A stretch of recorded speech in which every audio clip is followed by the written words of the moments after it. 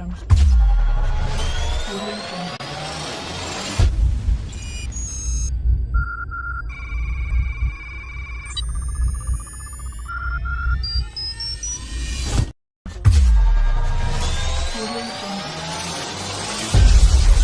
Audio Jungle. Audio Jungle. Au Maroc, une grande initiative nationale tente de s'attaquer à un problème de taille, le désintérêt pour la lecture. Il s'agit d'un immense concours en français, spécialement conçu pour redonner aux élèves le goût des livres et, on l'espère, transformer leur rapport à la lecture sur le long terme. Alors on peut se demander pourquoi organiser un concours de lecture à une si grande échelle. Eh bien vous allez voir, ce n'est pas juste une compétition pour le plaisir, cette initiative répond en fait à un besoin très profond et même, on peut le dire, assez urgent. Pour bien comprendre, commençons par le contexte. Et là, on parle d'une véritable urgence de lecture. Regardez bien ce chiffre, 64,3%. Ça représente la part des Marocains qui n'ont acheté aucun livre en une année complète. C'est un constat assez alarmant, tiré d'un rapport très sérieux du Conseil économique, social et environnemental. Et ce n'est pas tout. Le temps de lecture moyen par an est de seulement 57 heures. Pour comparer, la moyenne mondiale, elle, frôle les 300 heures. Le fossé est juste immense. La situation est tellement préoccupante que le rapport du CSE de 2019 a utilisé des mots très forts. Leur conclusion est sans appel. Promouvoir la lecture, urgence et nécessité.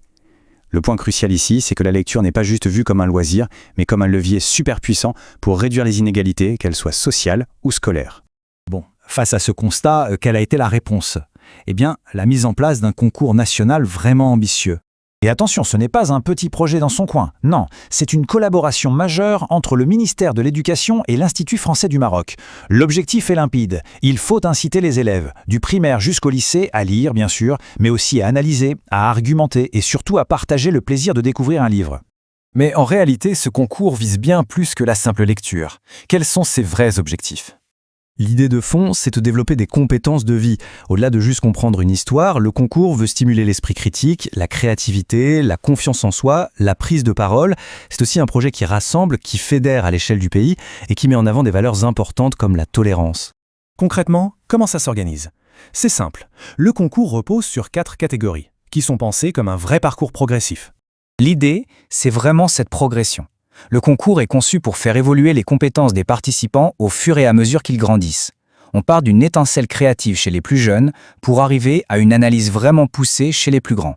Alors, un mot important à connaître, ici, c'est portfolio. C'est tout simple, c'est un dossier personnel où chaque élève rassemble ses travaux, que ce soit des dessins ou des fiches de lecture, pour montrer toute son aventure de lecteur.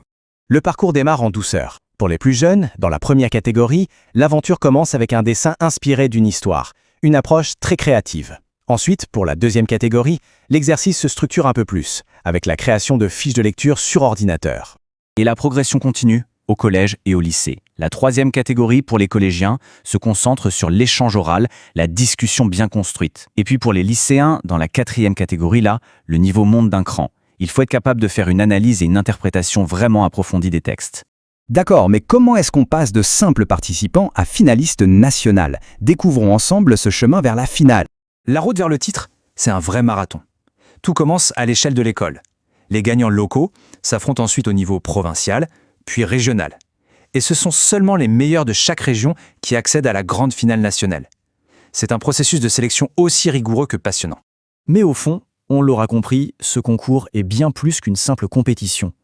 C'est en fait un véritable projet de société. La mission fondamentale, le cœur du projet, c'est de bâtir une culture de la lecture qui soit durable pour toute une nouvelle génération. Il s'agit vraiment de reconnecter les jeunes avec les livres et de faire de la lecture une habitude de tous les jours. D'ailleurs, cette initiative ne sort pas de nulle part. Elle s'inscrit dans une vision bien plus large. Elle renforce l'identité plurilingue du Maroc, son ouverture culturelle, et tout ça est en parfaite adéquation avec la grande réforme nationale de l'éducation. C'est une pièce maîtresse d'une stratégie beaucoup plus globale. Et bien sûr, le point d'orgue du concours, c'est la célébration des gagnants. 4 lauréats nationaux, 1 par catégorie, sont récompensés pendant la grande finale. C'est une reconnaissance magnifique de leur parcours et de leurs efforts. Finalement, tout ça nous laisse avec une question essentielle. Quel pouvoir un seul livre peut-il réellement avoir sur l'avenir ? La réponse à cette question, c'est peut-être ça, la véritable victoire de cette formidable initiative.